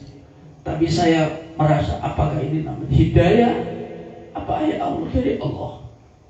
Masalahnya mohon maaf Ustaz, saya ini maaf tidak dia ya, ini memang kenyataannya begitu saya. Saya mulai dari 2013. Alhamdulillah setiap sholat subuh saya ini membaca Al-Quran itu 3 juz, ini 4 juz dengan insya Allah 10 hari saya khatam Al-Quran. Jadi saya nggak menunggu hari puasa. Mungkin ada doanya yang mengenai menangis tadi Ustaz. Matur nuwun atas jawabannya. Assalamualaikum warahmatullahi wabarakatuh. Waalaikumsalam warahmatullahi wabarakatuh. Baik, langsung. Ini surat Yasin ayat 65. Pada hari ini kami tutup mulut mereka, tangan mereka akan berkata kepada kami, dan kaki mereka akan memberi kesaksian terhadap apa yang dahulu mereka kerjakan. Ini berlaku ketika di alam barzah atau di hari akhirat nanti. Pertanyaan seperti itu. Ya. Kurang satu. Mesti start tak apa-apa. Oke. Assalamualaikum warahmatullahi wabarakatuh. Waalaikumsalam. Mungkin pertanyaan jadi 5 nih. Saya ada 2 pertanyaan Ustaz. Satu, kriteria syahid ya. Syahid itu yang sepengetahuan kita yang awam ini, ketika orang mati di peperangan ya, itu saya anggap mungkin syahid di jalan Allah. Seperti teroris itu dengan melawan kafir, mengebom gitu ya, termasuk yang sudah meninggal, Rosi dan lain-lain itu, apakah kategori syahid? Kedua, ini mungkin saya sudah pernah nanya, tapi saya kurang puas. Ada apakah harus minta izin kepada istri tua? Terus mulai jurusannya. Ketika saya akan menikah lagi.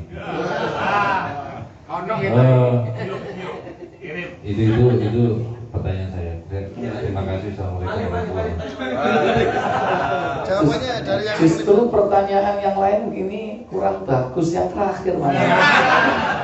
jawabannya dari 5 Ustaz, dari 5. 5 dulu. Dari 5 dulu. Loh, justru dari depan, kan? Dari 5 dulu, nanti yang belakang nggak panjang. Yang pertama, yaitu tentang alam kubur dan kuburan. Kita harus bisa membedakan antara kuburan dan alam kubur. Alam kubur itu dimensi waktu.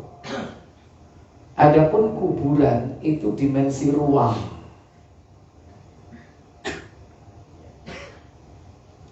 Sementara yang paling banyak kita sebutkan dimensi waktu adalah dunia dan akhirat.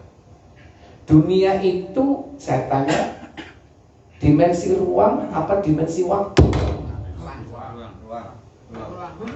Dunia. Ruang apa waktu?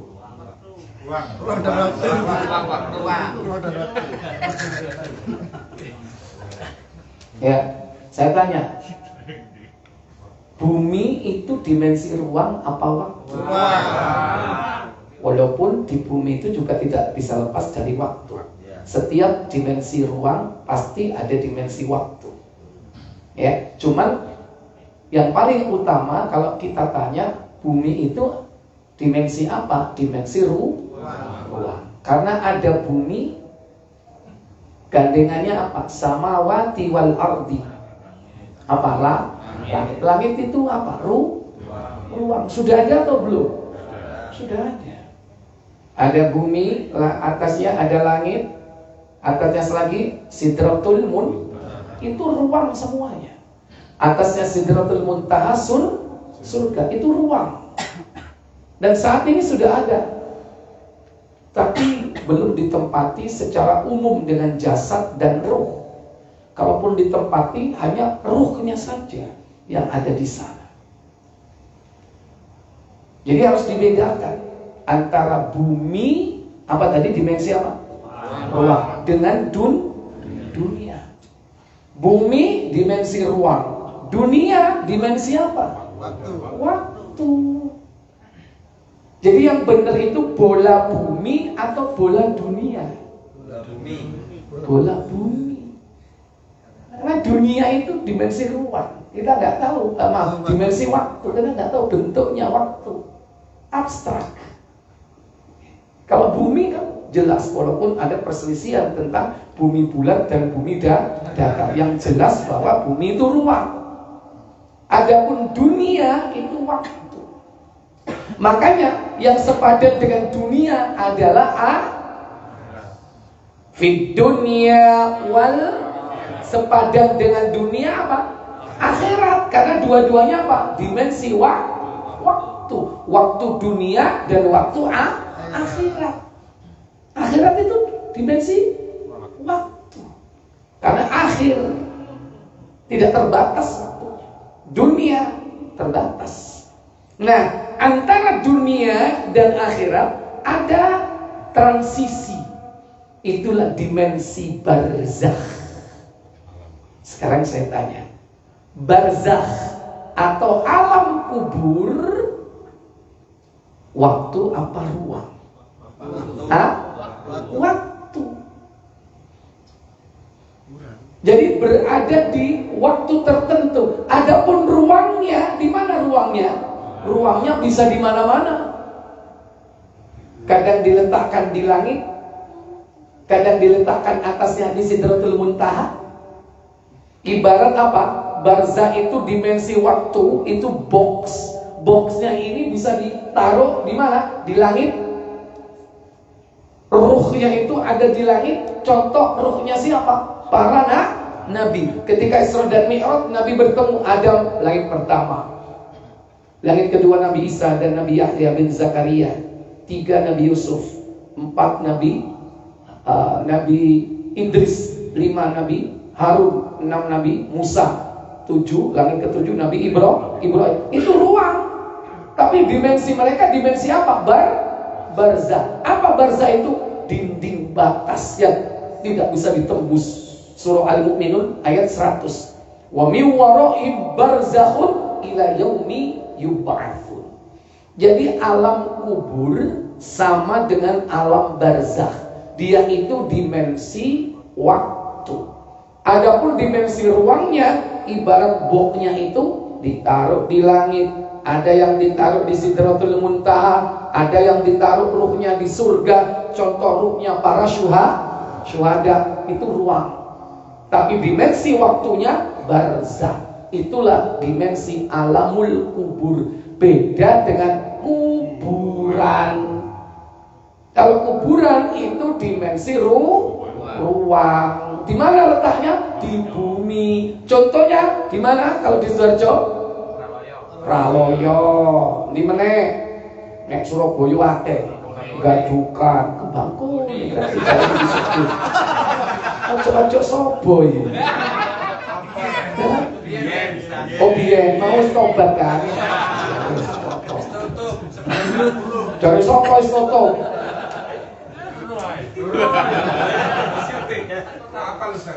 Lho aku nek ngisi ngajian nang kono kok. Liwat ya, nang buku kupang kan iso liwat tembusan kono. Tapi awan, ojo bengi bahaya. Ya, kasih disi akeh. Baik, pertanyaan kedua. Kenapa Bapak kok nangis ya? Jangan berdoa untuk hilang nangisnya. Justru pertahankan.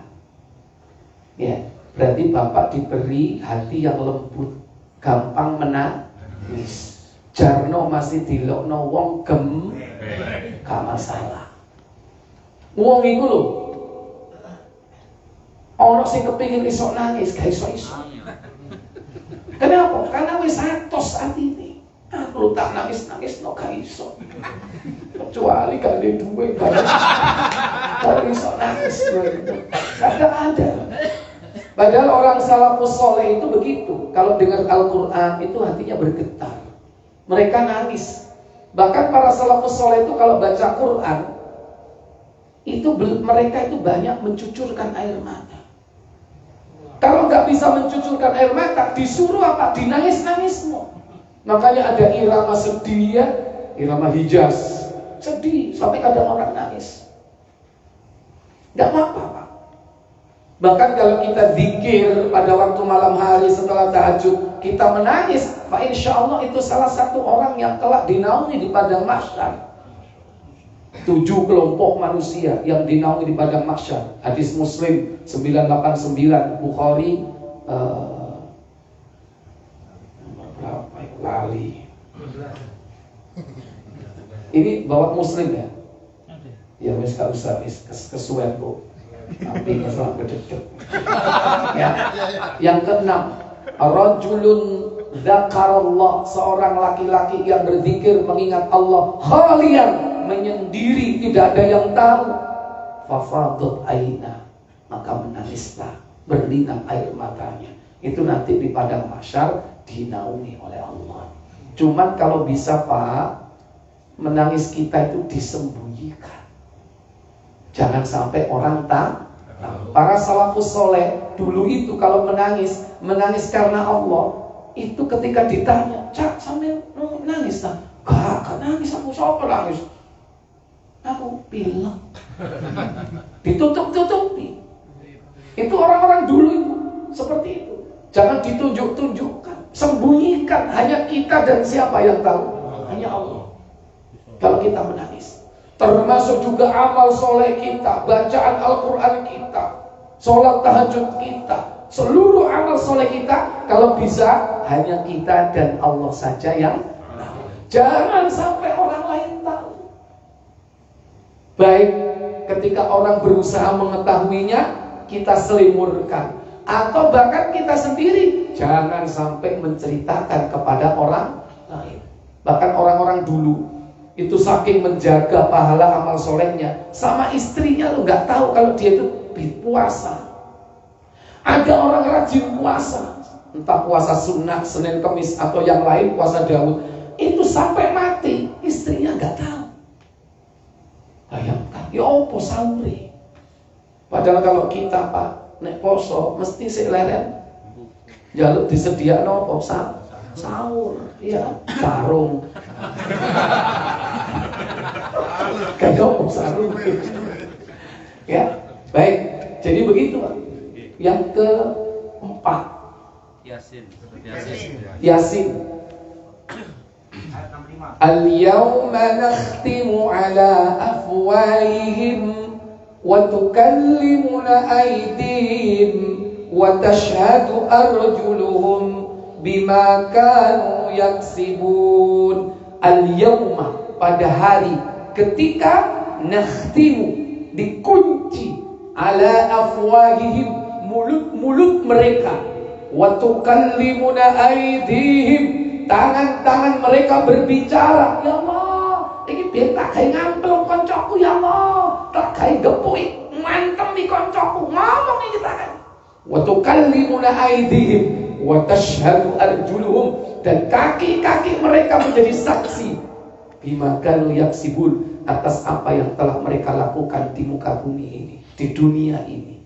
Itu tidak lain terjadi ketika hari kiamat. Ya, kalau di alam barzah gak perlu kaki-kakinya menjadi saksi, tangan-tangannya menjadi saksi, belum waktunya. Di alam barzah cukup dia bisa menjawab pertanyaan mungkar atau nakir, itu saja. Tapi kalau sukses, berikutnya lebih mudah.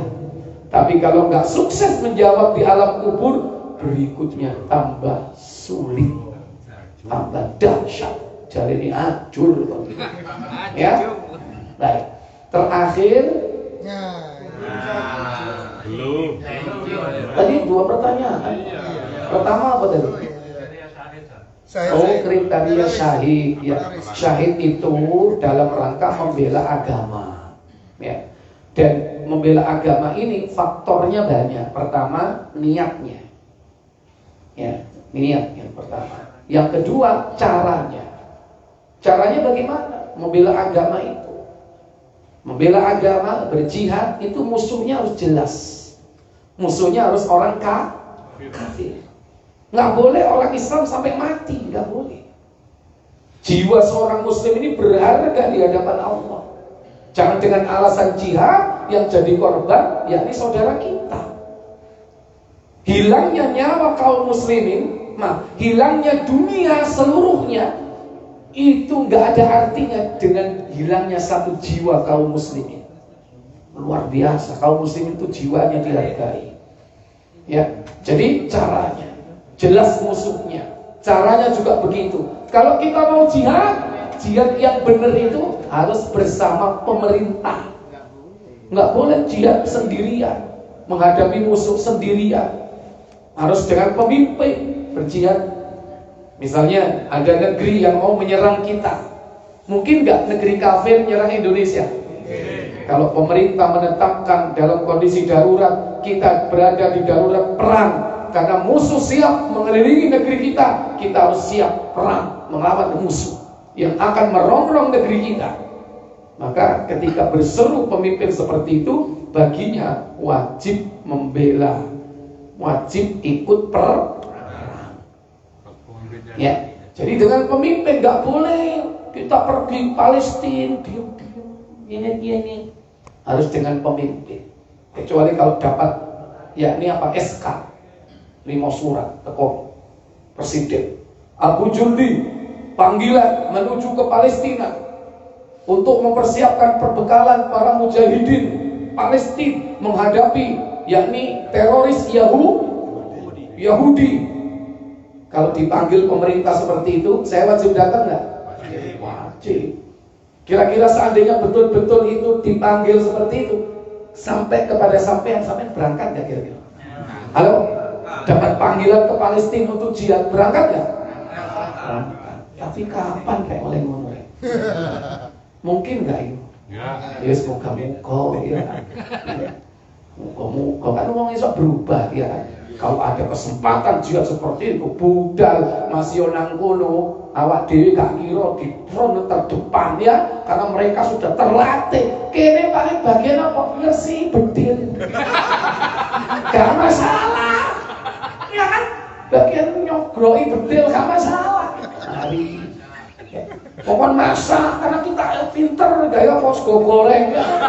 Gak ono ya. Gak apa-apa, gak masalah. Termasuk atau bagian yang mengubah. Ya, kalau itu dipanggil oleh pemerintah, udah, jangan nyengit-nyengit. Tapi kalau musuh datang ke negeri kita menyerang, maka sudah tidak perlu izin lagi, sudah wajib secara otomatis.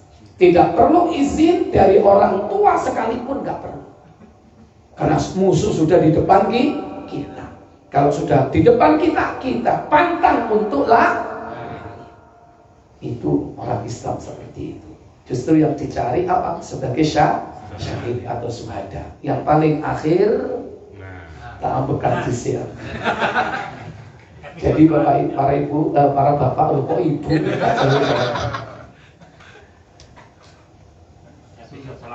Izin untuk menikah lagi itu bukan dari istri, dari orang tua. Cocok nih. Ya, dalilnya mana? Dalilnya buka Muslim, buka Pak Muslim ya Pak. Ini tulang bungkusan ini loh. 2179 kalau enggak 80. Pak Didi siap-siap rungokno.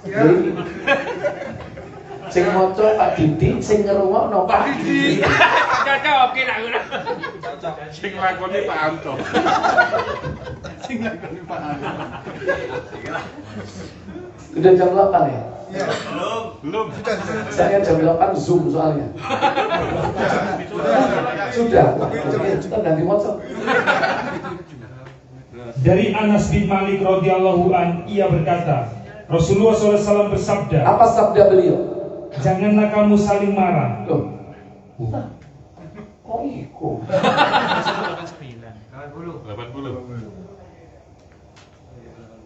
2177 Allah berbakti kepada orang tua kan? Judulnya apa? 2177 2179. Niat mulai gede. Iya, silakan. Iya, silakan. Dari Abdullah bin Amr radhiyallahu an, ia berkata, seorang laki-laki datang kepada Nabi SAW, minta izin hendak ikut jihad atau berperang. Tanya Nabi SAW kepadanya, apakah kedua orang tuamu masih hidup? Ahayyu walidak, apakah kedua orang tuamu masih hidup? Apa jawab orang itu? Jawab orang itu, masih. Nah, masih hidup. Apa jawab Nabi? Sabda beliau, berbakti kepada keduanya adalah jihad. Iya. Fafihima fajahid, berbakti kepada ibu bapak itu adalah jihad. Artinya dia diizinkan ikut apa enggak? Diizinkan ikut apa tidak? Tidak diizinkan. Disuruh pulang untuk apa? Berbakti kepada orang tua. Ternyata berbakti kepada orang tua itu tingkatannya lebih tinggi daripada berjihad. Bukan 66 Muslim. Seorang bertanya, amal apa yang paling utama?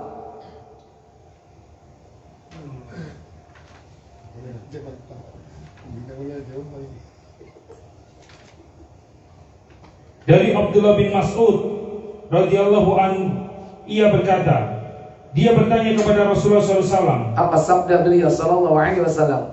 Amal yang bagaimanakah yang paling utama? Jawabnya, salat pada waktunya. As-salatu li waqtiha. Pertama. Terus kemudian itu apa? Tanyaku.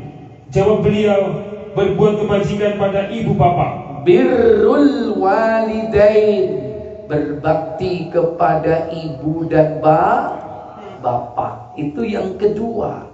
Terus kemudian itu apa? Apalagi selanjutnya? Jawab beliau, jihad fisabilillah. Al-jihadu fisabilillah, berjihad fisabilillah. Terus belum selesai. Aku sebenarnya tidak bertanya lagi, tetapi aku cukupkan sedemikian. Iya, artinya seandainya dia tanya lagi, pasti Rasul akan menjawab. Ternyata dicukupkan sampai di situ. Yang paling utama amal itu apa? Salat pada waktunya. Yang kedua apa? Berbakti kepada orang orang tua. Ini yang nomor 2. Yang ketiga baru apa? Berjihad fi sabilillah, di jalan Allah. Berarti jihad itu lebih tinggi mana kedudukannya dengan berbakti kepada orang tua? Berbakti kepada orang tua, ya. Kenapa? Karena jihad sendiri harus dapat izin siapa? Kedua orang tua. Saya tanya sekarang, jihad kalau mati apa? Bagaimana dengan bekerja? Bekerja itu urusan agama, dibandingkan dengan jihad, bagus mana bekerja dengan jihad? Jihad membela agama, padahal jihad saja harus izin orang tua, apalagi kerja. Kita mau kerja ke luar pulau, ya, siapa yang harus diminta izin? Ibu bapak, orang tua. Jihad aja minta izin orang tua, apalagi kerja. Le, ojo budal. Awakmu iku siji-sijine anakku. Aku gak duwe sapa-sapa, le ojo budal. Kalau kita paksakan berangkat, sukses apa enggak kira-kira? Enggak akan sukses. Apalagi urusan dunia, kerja, jihad saja harus izin orang tua. Sekarang pertanyaannya, bagaimana dengan nikah? Berarti apa? Harus izin orang tua. Harus. Bukan izin istri. Gak ada dalilnya izin istri. Istri itu hanya sekedar pemberitahuan.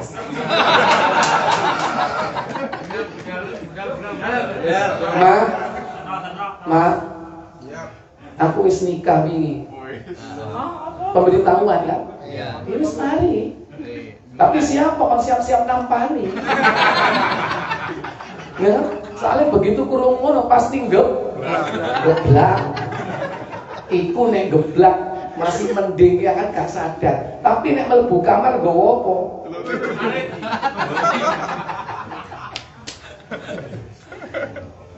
Makanya istrinya harus disiapkan dulu, dididik dulu, ojo kawan kali tok dididik, ya, dikenalkan dengan poligami dulu. Ya, kalau bisa itu sejak pertama mulai nikah kenalkan poligami. Ada grup WA-nya? Ya, mulai pertama itu sudah dikenalkan poligami. Ya.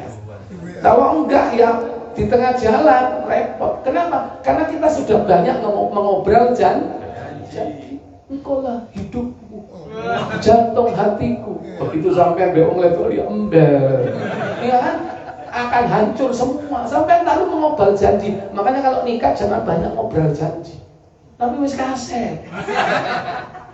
Sehingga apa? Soro akhirnya. Ya, dikenalkan, dididik sejak awal. Dan yang paling utama apa? Semua itu takdir dari Allah. Kalau enggak takdirnya, enggak akan terjadi. Dan takdir itu tertulis di mana? Di lauhul.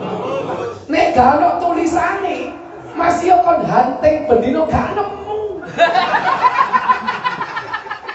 Terus remet. Tiwas bengker kan mbek bojomu. Ya, semua tergantung takdir. Makanya istrinya diberitahu. Ma, nek gak ono takdire, Ma, gak kira aku kawin mana.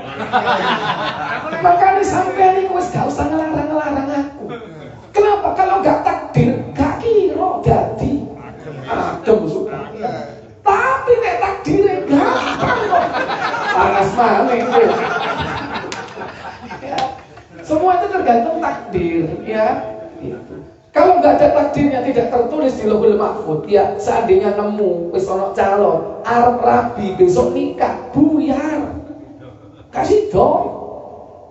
Karena nggak ada takdirnya, berarti tulisannya apa? Me arep nikah. Tulisannya di sini gak sido, gitu. Gitu. Ya.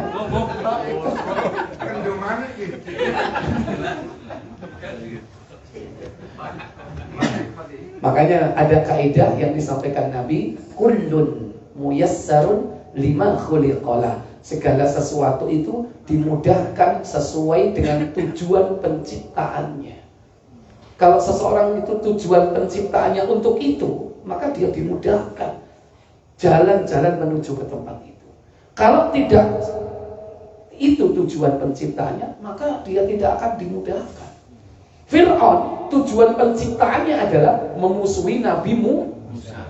Makanya gampang dia, kekuasaan ada, perang senjata perang banyak, pasukan lengkap. Apa yang kurang? Semuanya ada. Mudah untuk melakukan itu. Padahal dia sudah melihat mukjizat. Kurang apa mukjizat Nabi Musa? Ada 9 macam mukjizat Nabi Musa. Yang terkenal kan tongkat dan cahaya putih keluar dari apa? Dari bilik pakaiannya. Itu luar biasa. Tapi tetap namanya Fir'aun, eling sebentar tapi yo. Mari ngono balik maneh. Ya. Orang kalau sudah dimudahkan untuk mengkufuri Allah, dia akan mudah melakukan kekufuran. Orang kalau dimudahkan, dicatat takdirnya sebagai orang yang beriman, dia akan mudah untuk melakukan yakni ketaatan kepada Allah Jalla wa Ala.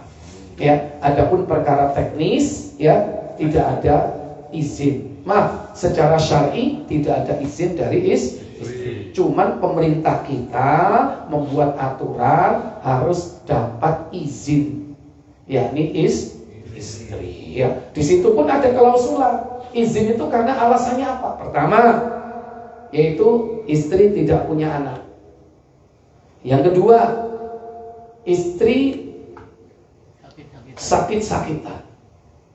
Yang ketiga, istri tidak mampu melayani. Lah istrimu sehat, anaknya ke, ya, terus mari ngono yo sing kuat melayani. Kadang-kadang sampean sing gak kuat. Ya kan?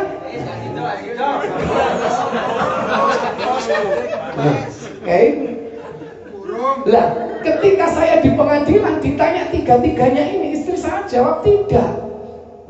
Anak saya 5 Pak. Ya, terus saya masih mampu melayani suami saya. Yang ketiga, yang nggak sakit-sakitan. Ya, terus iki apa Ustaz apa namanya ditulis apa? Bosen. Ojo nek ngono gak dadi kok. Ya. Ini yang tanya hakim. Waktu itu hakimnya perempuan. Saya disidang 5 kali. Ya, di pengadilan mana agama di Ketintang ya. 5 kali. Wabe sing teko itu wong arep pegatan, aku arep kawin maneh. Ya, sampai bojoku iki aja kan. Ditakoki, "Ada urusan apa suaminya?" Curhat kawin perceraian. Enggak, saya ini mau nikahkan suami saya. Langsung ngalih. Ya. 5 kali sidangnya itu. Dan perempuan hakimnya. Dan ini tadi ditanya 3 nggak ada alasan. Akhirnya apa saya bilang, Pak, ini Bu, ini dalam rangka tarbiyah, mendidik, ya, mendidik istri saya juga mendidik yang lain, memberikan contoh. Kalau memang mau poligami, jangan sembunyi-sembunyi, resmi. Padahal dia gak gablek duit. Karena ditakoni rekeninge piro, dunyoe apa, itu disebut kok kabel, lah kan duwe apa-apa aku itu. Masuk Ji. Nekat ya poligami. Ya, sampai seperti ini contoh cerita ya. Ya, kalau ingin mengikuti, tapi semua itu kembali kepada kullun muyassarun lima khuliqala. Segala sesuatu dimudahkan sesuai dengan tujuan penciptaannya. Wallahu a'lam. Baik, saya pikir cukup, wis seimbang ya. Sampai saya ngomong aja gak ngamuk, ngono lho. Baik, kita tutup dengan kafarat majelis. Subhanakallahumma wa bihamdika asyhadu an la ilaha illa anta astaghfiruka wa atubu ilaik. Wassalamualaikum warahmatullahi wabarakatuh. Waalaikumsalam warahmatullahi wabarakatuh.